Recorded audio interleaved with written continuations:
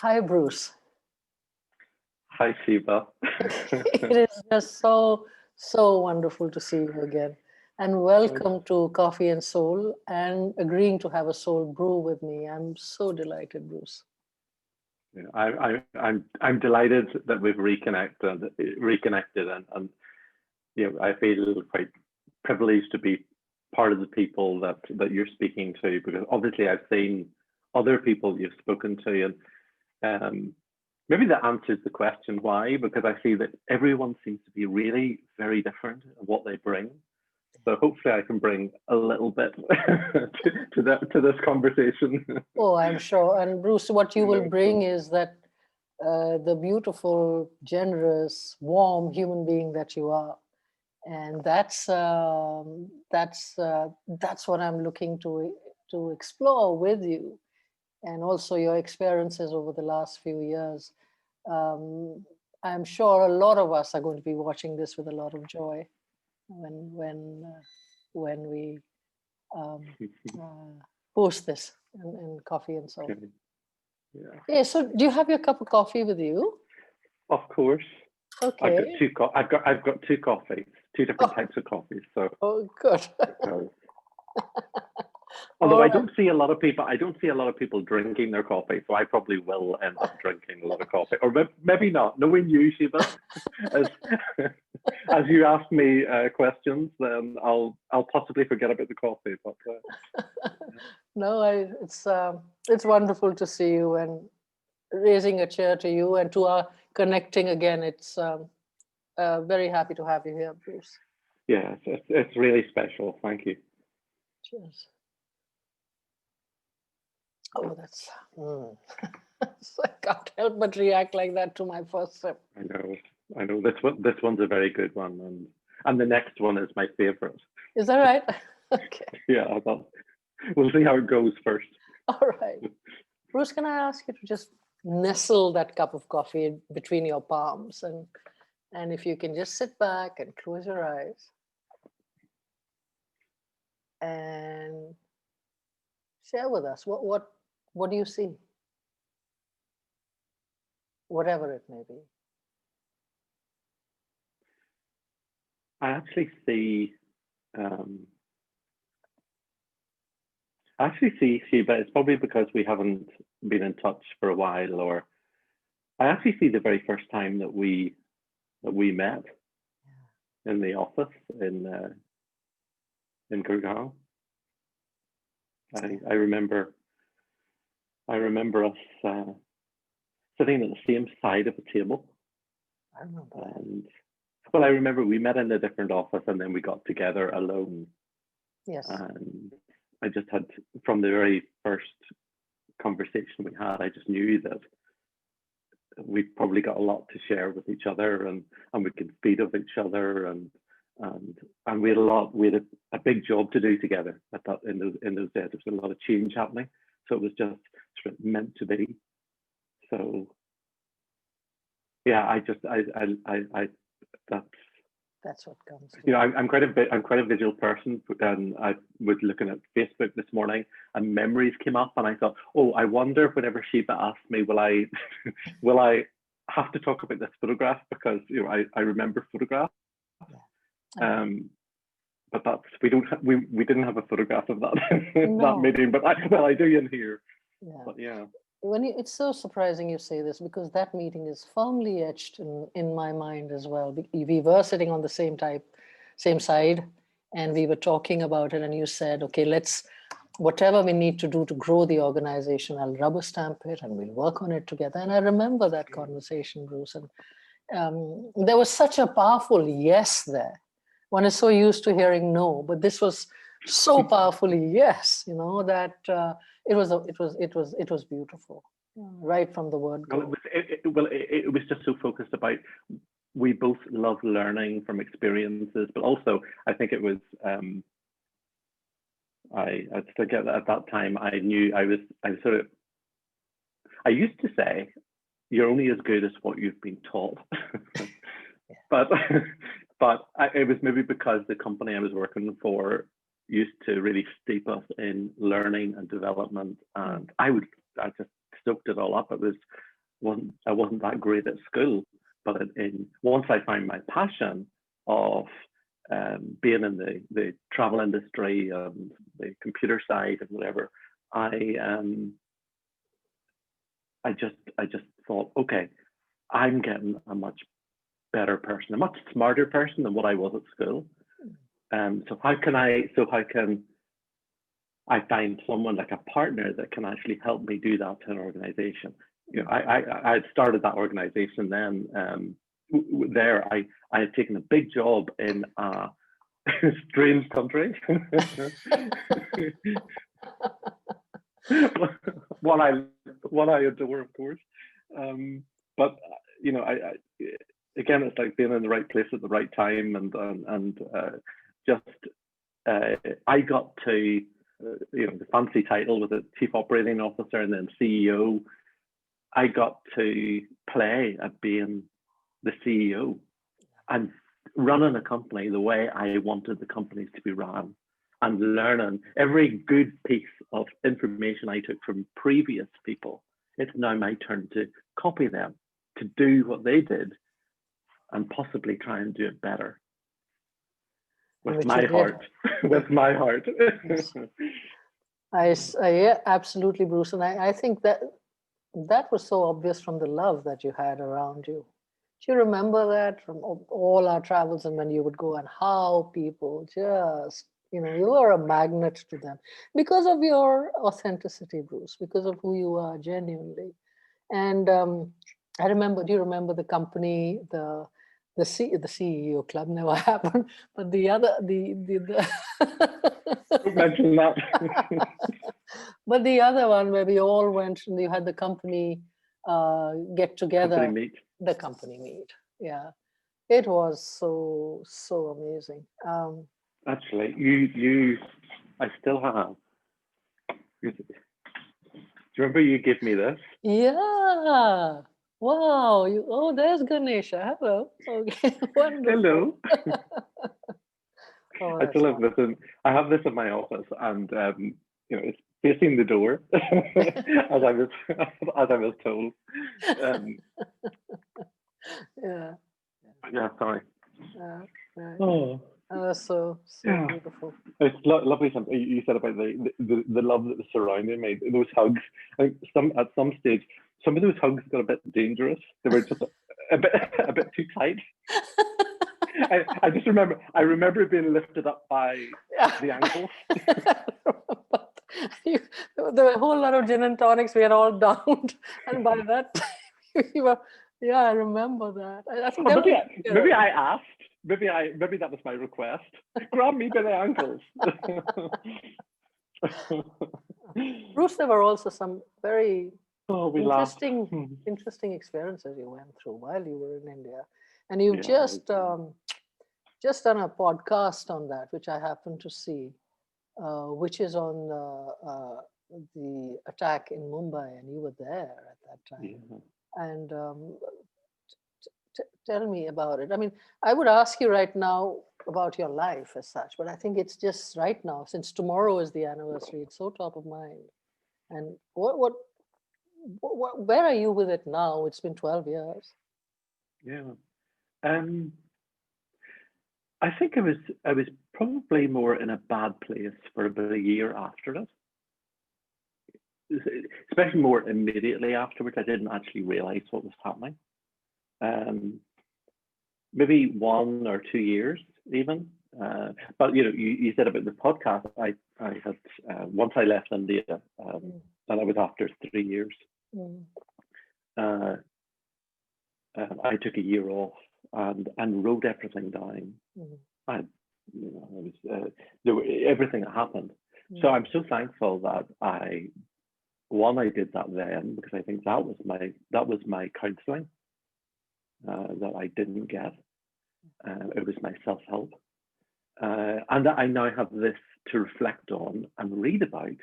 And this time I'm halfway through the podcast, and they've got a lot slower because we're in the middle of the night of the attack at the minute.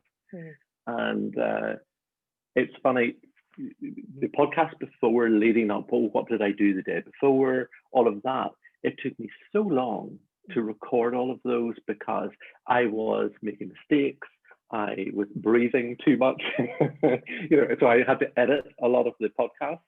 Whereas right now, I am just recording it slowly, but there's no mistake. So it's like, I don't want to say reliving it because nobody wants to relive that, but it's telling the story and it's meaningful. And it's meaningful. It's just if one person listens to it and gets something out of it, that's good. But I'm still very connected to it. It's definitely part of me.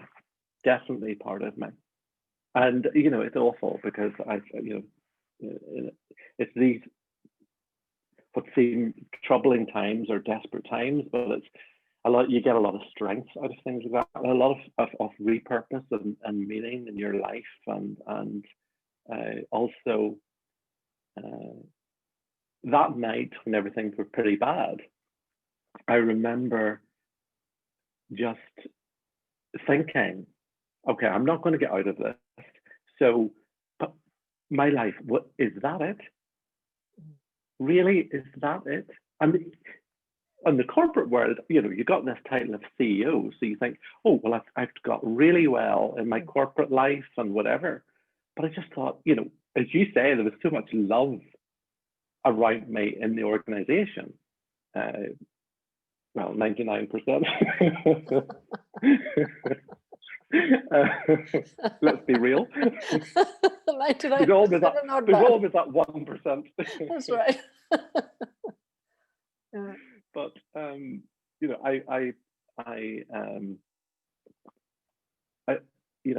just from whenever I thought, is that it? And I also thought, I've got so much more to give. So then after that, I once I got through it and whatever, that stayed with me. That what more can you give? And it's not a mission; it's just a desire, which comes out in most things that I do. If it's something I do that's passionate about, like at the minute, I've fallen into a couple of volunteering roles, and I'm getting on pretty well with it. I'm enjoying it, and I think I'm getting the reward back from working at Prince'sTrust and working with young people, and just learning about the difficulties that they have. And this is of course, this is from people from my home, here in Northern Ireland. So culturally, it's a different culture for me, in that we were away for 20 years. So I'm learning a lot about the young people here, and So what does that do for you? What is that learning about young people in Northern Ireland? So the ethnicity is the same. What does it do for you, Bruce? What does it bring out? I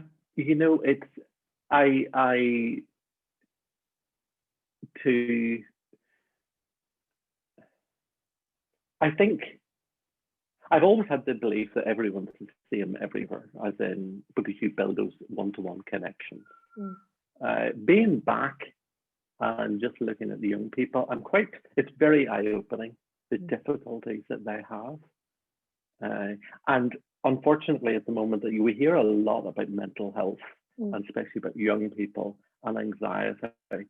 And it's very, very easy to hear that and think, oh, if one more young person mentions anxiety to me, but it's very real and it's very out there, and it's just, the more that all you need to do is have a conversation with someone and make that an open place, a safe place for them to talk. And then you understand what their life is like. It's not what's happening on the surface or whatever, but it's just like everything else.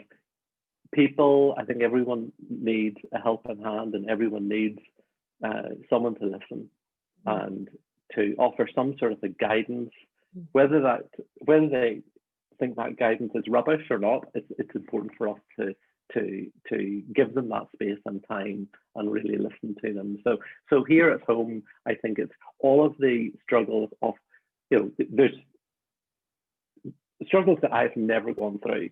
People that are being brought up in care, You know, people that have had a prison sentence. Yeah, it's exposure that I've never ever had in the corporate place, but it's incredible people, and such energy. Some of them are really brilliant, really truly brilliant. There's some that I'm still thinking, if I had you. Whenever I was, working. What But then has I've that always changed in you, Bruce? What has that changed in you? Um, Or has it changed in you? I don't think it has. I still have that hunger to help, to encourage people, encourage and be enthusiastic with them to be as brilliant as they can be. You know, that message has never changed. In the corporate world, I think you get to present that and say it a lot more. And in the volunteering, it's a lot more subtle. You don't because they're not looking at you as a boss. They're looking at you as basically just a safe place. And I've got this title of a business mentor. So some of the people are trying to start up their own businesses because they have, maybe some of them have a prison sentence where they can't, they're not going to get a job elsewhere. So they're doing something on their own.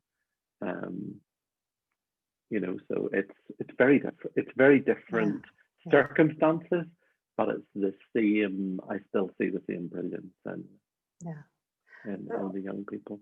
Yeah, and I think that's so beautiful, Bruce. That what I'm hearing you say is that it's and you keep talking about somebody who's had a prison sentence. Obviously, that has been something that has impacted you, to see that and to help them work through that and go through that, grow through that. I think what I'm hearing is a sense of purpose that is probably,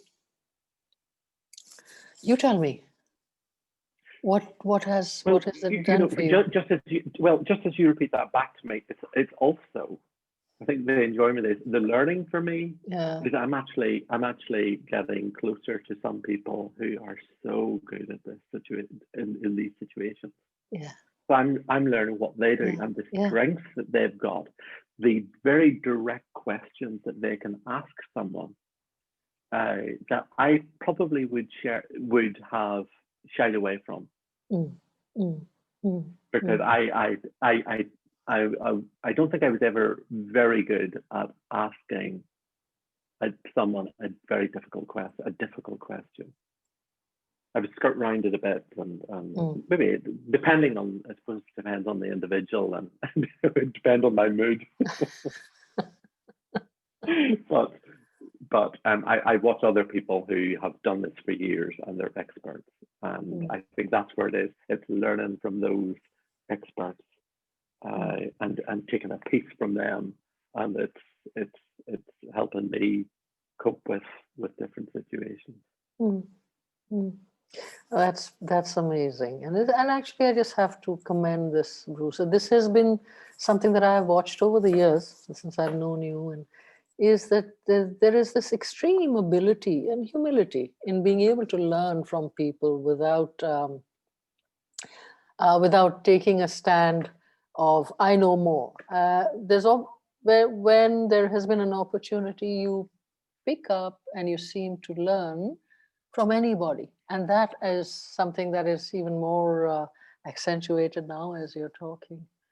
Your life, tell me about your I know 26/11 Mumbai terror attacks. You were there at the Taj, and I would love. It would be great if you tell us what the podcast is called, so that people who are listening here would then go to it and listen. And it's just such an amazing. I won't even call it a story. It's just so amazing that there's a human being who's been through it and is talking about it, so that people can pick up whatever they need to from that. And it's also catharsis for you. What is it called, Bruce, the podcast? It's called A Week at the Taj. And it's actually, because my week was one of the best ever weeks. I was so delighted with myself because I was on the Monday morning. I flew into Kolkata and was staying in the Taj Bengal. I was seeing customers, staff, all that, but I adored the Taj Bengal. And then I was there for 2 nights, and then I was having 3 nights in the Taj Palace in Mumbai. Yeah. And I was, and then I was meeting up with Sonia, our colleague. Yeah. And I was excited to see her again, even though like we worked in the same office. But I just thought, it's different whenever you're on a business trip, and then, and we were attending a conference, and it was going to be a busy week, meeting top customers. But that was it's called A Week in the Taj. Could be A Week in the Tajes, but A Week in the Taj. Bruce Hanna. If you Google A Week in the Taj, Bruce Hanna, it's on Spotify.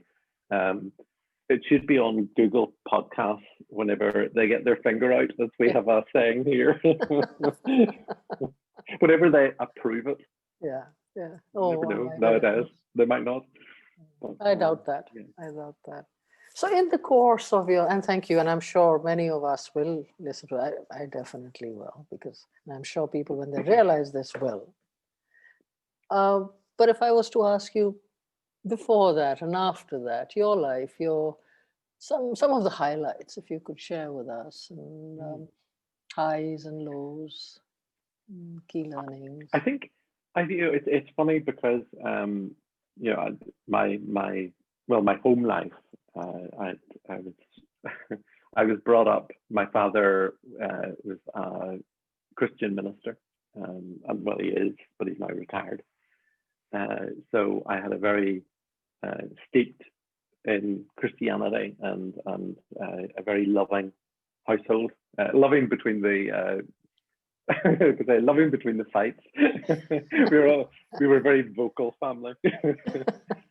My brother talks more than me. My mother talks more than all of us. And my dad was only allowed to speak now and again. Well, he was in the pulpit once a week. He got his turn then. So it was a very dynamic household. It was also a household of because it was a church. There was very much what happened in the home is secret, or it's because if people are coming into the house, it might be they're coming in to get married. They don't want to tell anyone that they're getting married yet, or they have some family problem, whatever. So it was always you learned very quickly to keep a secret. I'll say on air that I don't think my brother always did keep a secret. we now laugh about that. Maybe that's another book I could read it. But yeah, so but I remember one of the holidays. We went to Tenerife on holiday, and I was like sort of 15, 16 and deciding, okay, so what do you want to do after failing your O-levels, being a failure at school? What do you want to do, Bruce? And I went on holiday, and I thought I wanted to go on holidays for the rest of my life. I want to work in what was those days a travel agency. I know they're still very, well and alive in India, but they're a dying breed everywhere else. And so I first job, travel agency, and that was then my passion. That's how I was going to guarantee that I could get holidays apart from COVID. For the rest of my life, and it's an industry that I just have adored, and I think I was after that Tenerife holiday, I was sort of dreaming about how could I work there. I remember in those days they used to have a booking form. You filled in things. I used to sit and fill those in at home before I would get the job, and so it was almost like I was willing it all to happen. And even just things like fell in love with New York City. Then you end up, I was quite addicted at one point to going out to Hong Kong. Yeah. Okay. And then and that was our first international place that we lived. But it came true. I actually got to live and work there. Yeah. And then New York, and then because whenever I was in Hong Kong, that's whenever I got all this influence from India, Yes. influence from these great people, energetic, lively friends. And then it also happened, then you go from the States and then you end up in India. So it's almost that if I dream too much about something, it just might come true or make it happen. It's because I am a planner in work. I love plans. Even if then I can tell, oh, the plan was rubbish. That's why it didn't work.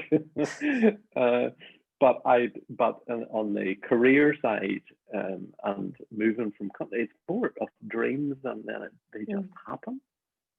Yeah, it's like an intuitive thing. Tell me more about this. So when you dream enough, it kind of comes into being. What? Tell me more. I put it down to being quite a visual person. That I can see things that not it's not as clear as it's just things that I love, and then you end up. Would I have, did I like, for instance, India? Did I ever wish to live and work in India? No. But I adored it. I adored visiting there. I adored people. I was a wee bit scared as well about, would I get sick? In those early days. But all of a sudden you get contacted by friends, good friends that you haven't heard in 2 or 3 years, and said, would you be interested? Yeah. And I'm a great one for thinking, well, okay, so this is a sign that if if someone is asking you, there is no fear. Put your hand up and just go for it. And we don't have kids, so it's easy. It's been very easy for us, and possibly even that selfish. We haven't had a problem with that selfish decision, leaving family or leaving this or leaving that. It's like, oh yes, let's go. What's next? Surprising, I've been home for 5 years. That is surprising. What do you think has made that happen, Bruce? I know, age. What's very age, interesting.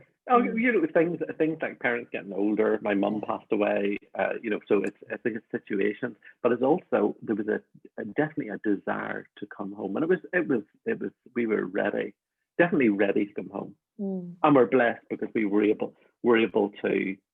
I wanted, again, thinking about what I wanted my life to be like at home. I want to feel as if I'm at home. So whenever I look out the window, I want to see fields and Ireland.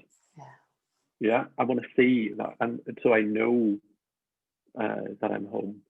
And we're very fortunate in that we've got a beautiful view all around our house that we couldn't be anywhere else if we can see the view through the rain. So, but it's surprising. And we now have a cat and a dog, so our children, so we're tied at the moment. Yeah. Tell me, if I was to ask you, Bruce, and I'm looking at your life as it is, so well traveled, and at the same time, so many different experiences. Is there a metaphor that you live by? Is there something that is like your fallback thought that life? So I'm being distracted because I'm just. You're just being Bruce. I'm just going for my second. Yes, go ahead. I still have this is my favorite one. Is that right? Which one is it? It's one that I just discovered. It's been a favorite for 2 weeks. Okay. I bought it, so I'll drink it. Yeah, there we go. Sorry, you were asking me about it was a metaphor. Metaphor for life, or like a fallback. thought that you have? There was something I used to say in the corporate world, and it became automatic. So I really meant it at the beginning, and now it doesn't apply. It's being in the right place at the right time and in the right job or in the right role. Probably because I saw a lot of people that I who were possibly miserable in work because they weren't doing the right thing. They weren't in the right position, and I whatever I could do to help them get in the right position. But I think being in the right place, and it's strange because I'm still a believer in that, even though I was in the Taj that night, but I survived. So Yes. So I would never say I was in the wrong place at the wrong time. I was meant to be. I think you're always meant to be where you are. But I think now it's for being in the right place at the right time, which I am back home. The right place, and I also see that as being say in the Prince's Trust right now, and getting so much reward from it, and I'm getting good feedback. So it's probably in the right place at the right time and doing the right thing for you. It's sort of, I'm me, I know me, and I am, it's like self-permission of, it's okay. I mean, I'm very, very fortunate. I can do whatever I want. I don't have the worries that so many people have, like say financially or whatever. I can pay my bills, so that it's. So it's also an attitude, isn't it, Bruce? Because there are often, yes, of course, one must count one's blessings, and if one can do that, but there is also something that I see and I hear in news that it's not that there seems to be a space where you are in where there is no longer a need to go grab, and there's no covetousness. There's much more that I'm hearing about. Not that it was ever there. I'm not saying that. I'm saying that there's a peace in what you're doing, and I'm really sensing that as we talk, particularly when the kind of work and the volunteering that you're doing right now. Does that kind of resonate with you? What I'm just saying. Yeah, it's definitely it's got a lot easier. Which I think I've always sort of recognized or got feedback that you've got a great skill of. Do you remember we used to talk about the connection? Yeah, that's right. Yeah. We need to connect with people. I was desperate. I wanted to connect with each individual person. Yeah. And one of the organizations I worked with in the last 3 or 4 years, as a leadership team, we were put through. It was Corn Ferry was the consultants, and we did this emotional intelligence. So I was scored, and it validated that I was sort of off the scale. Sure. The ability of putting yourself into someone else's shoes, and I find it very easy to do that. Yeah. And it came to the point that I had a realization that I thought, I can get into other people's shoes too much, and that it could become a block. And I worried about that it was stopping me from asking those hard questions, or stopping me from even attempting certain aspects of a conversation, because I was too aware of how it would make that person feel. And rather than finding the comfortable words to help them be there, I was holding back.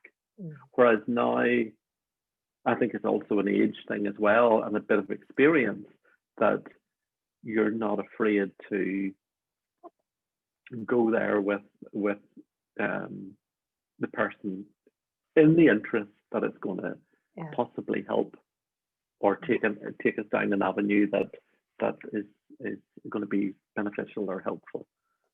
So, but I find that really interesting, and I find it really interesting as well in that team that someone who was the complete opposite to me,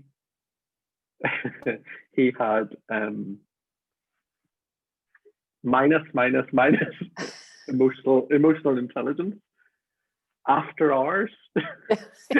him and I got up to such mischief, as in deep conversations. Yeah, sure. And deep conversations and a real bonding friendship, because maybe that's what helped me also just find a balance, because if you're too much in one side of the scale of those things, so that's sorry, I don't know how we got there. No, that's very powerful, Bruce. And being at the right place at the right time, as you said. Are you finding that you use that a lot even now, Bruce? It may not be in talking about it, but in actual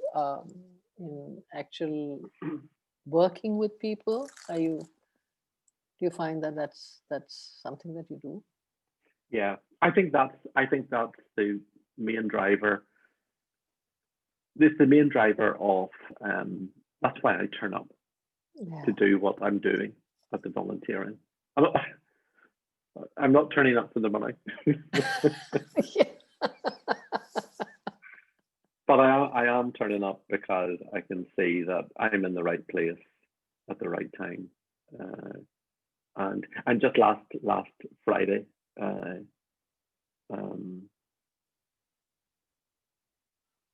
there was a Prince'sTrust convention, and they had, at the very end of the convention, it was online, but at the very end they had a few awards, and the last award was People's Choice Award.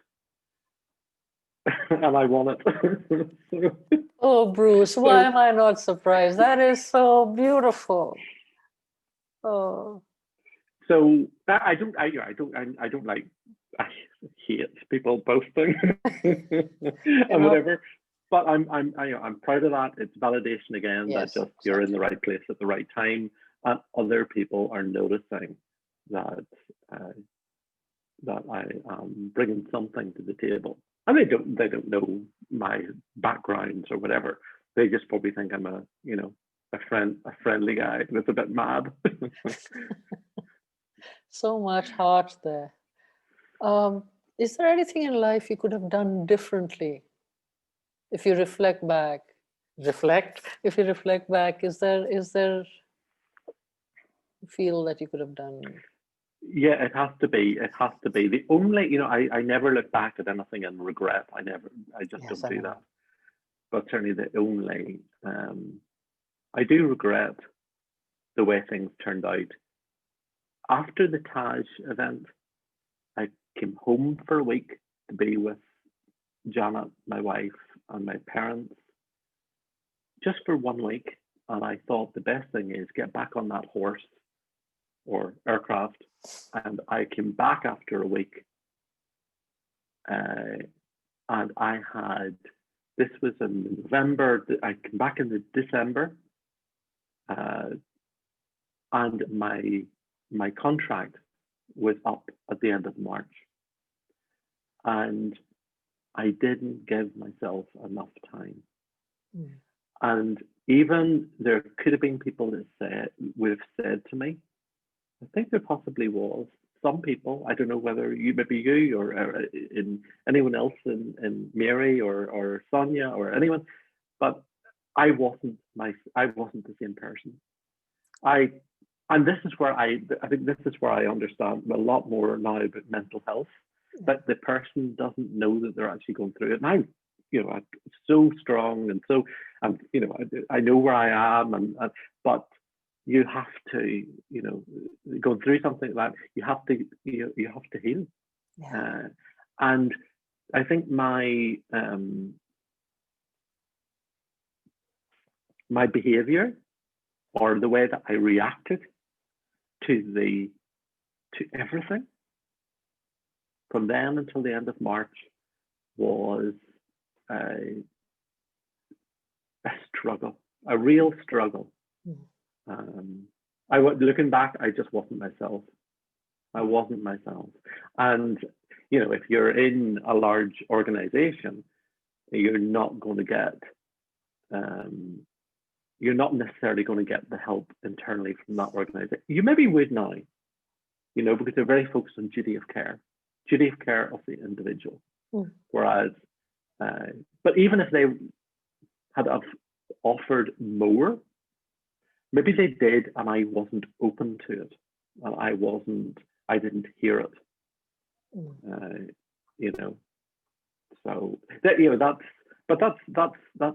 that's life, and I look back and I understand now what was going back on. But certainly the month of March, my last month, I was a bit of a mess. So many emotions. But you're leaving a country and you're going on, and you're not.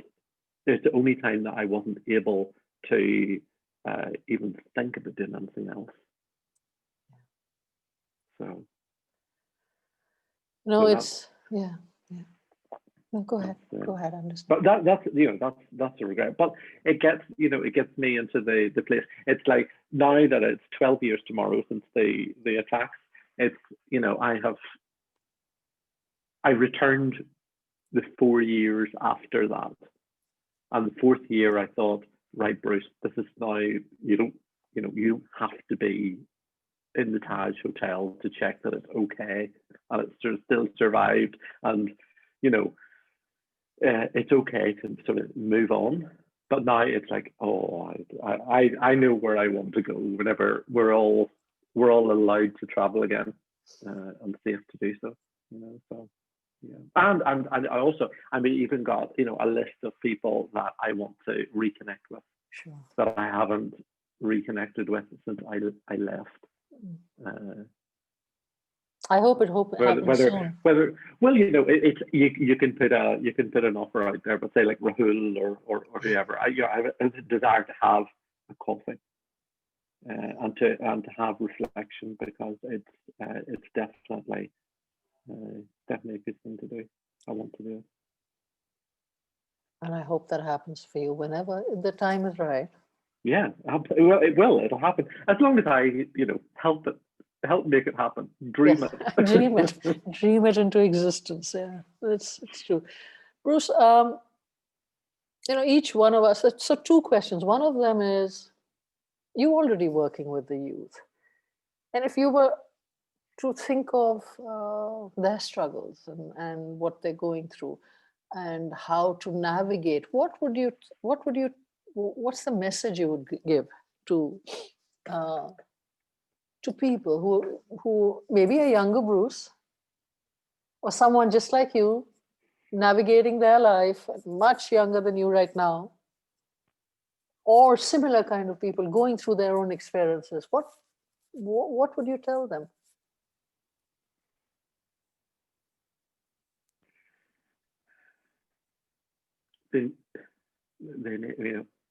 They possibly have a mentor. They maybe don't call that person a mentor. They should certainly seek one out. They need to find someone that they can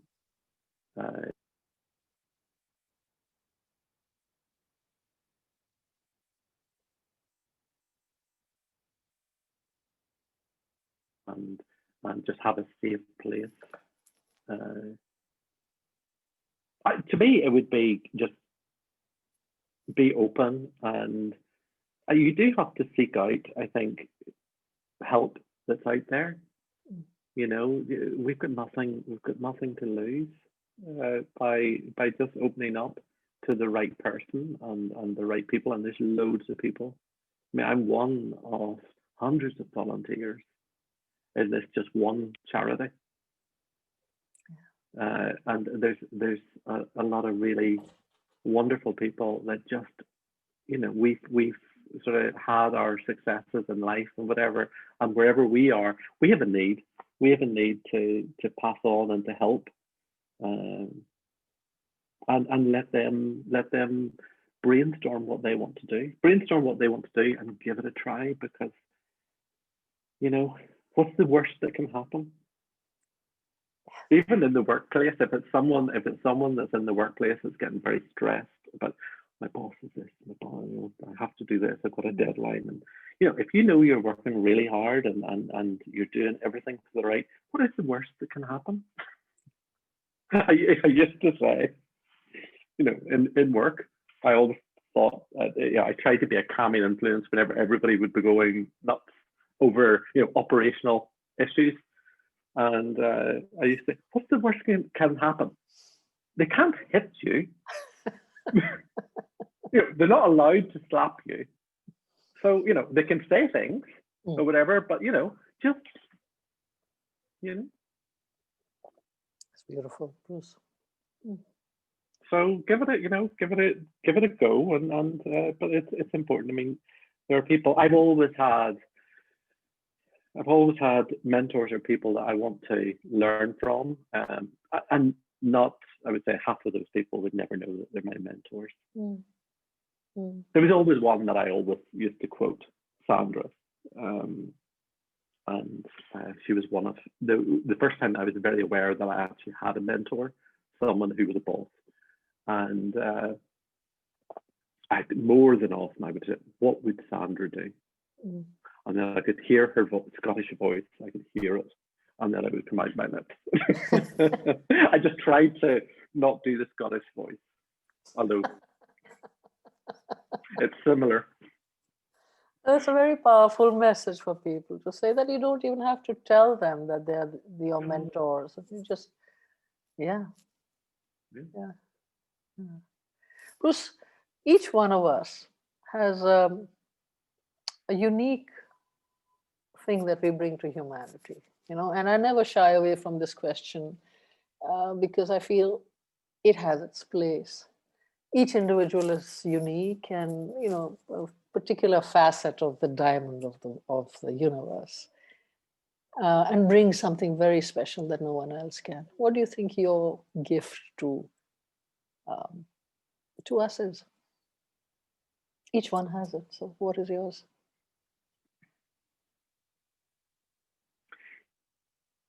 Even though I talk a lot, I would like that to be that people would maybe would recognize that they had space, that I gave them space to actually be them. Because I'm me. I'm me, so I want them also not to be me, but I want them to be able to say that I'm me. And it takes a bit of work. It takes a wee bit of work to actually find out who am I right now. And we do evolve and change, and it's okay to change your mind. You know, absolutely. Black is white, white is black. You know, we all change. but yeah, I think what I was like, you know, he listened, he helped, he cared. He was always available. He made me feel good. Yeah. And genuine, you know, all these things are genuine. It's all about them. That is so powerful, Bruce, because, and this is true. This is the gift you bring. The fact that you articulate it right now is amazing, but I think this is something that along the way a lot of people have felt around you, and including me when you were my boss, that the space to be yourself, and just that acceptance of every individual as they are. I think that's really powerful, and it serves so beautifully right now as you do the work that you're doing. I think it's so amazing. I've really, really enjoyed this conversation. Is there anything else you'd like to say before we close, Bruce? Tell me more. I don't want this to end. You see, I'm bringing out your crazy side. You have done that always. I know. Thank goodness for those, childhood, that practice of keeping a secret. That's right. I will not tell your secret. Thank you, Bruce. Look into the camera, into your eyes. No, Sheba, I think I've said enough. I'm not quite sure what I've said. So that's one thing about, and if anyone else watching this is next up, or on your target list, I felt quite nervous before our conversation. And I also, before the camera came on, I said, I don't feel our connection. It's, just Zoom. I don't feel as if we are together. Yeah. And, just hats off to you, and that no one else is listening. This is, I got Sheba. So, thank you. I got Brush.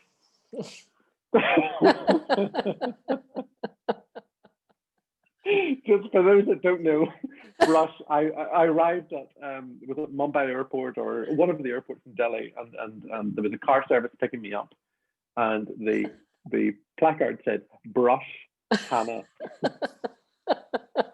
That's right. And we've always laughed at that. Yeah. I will answer to anything. Also the name Brush. Bruce, thank you so much for making the time. Thank It's you. been wonderful to have you on this show, and I'm hoping a lot of us go and listen to that podcast that you have just done. I definitely am going to, because I remember one of the things that you said when you were rescued is the eyes of that person who rescued you, and that has stayed with me. The kindness that you saw. I mean, I don't want to say it. Sheba, I said I'm halfway through recording it. I'm aiming to have it all done by this weekend, but there's 6 episodes up there. But that retelling, there's certain sentences that I read in the book that I just have to. I just have to record them like 4 or 5 times without a shaky voice.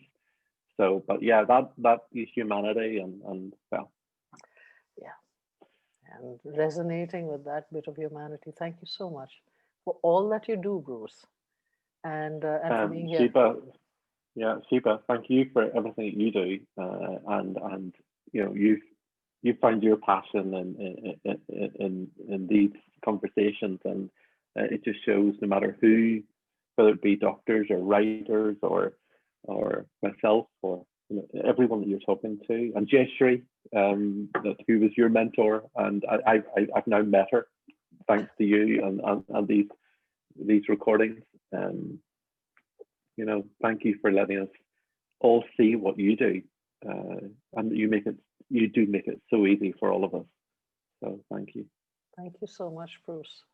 Thank you. You take care, and I I hope you. to see you soon. I miss you too. And I look forward to meeting you in person. Take care of you. Right. Bye.